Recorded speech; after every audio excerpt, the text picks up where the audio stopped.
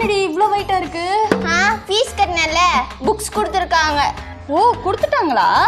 கொடுத்துட்டாங்க.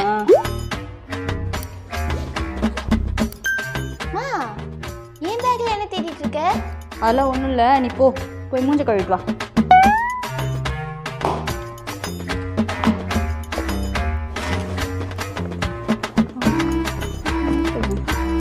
இல்ல பிரகாஷ்,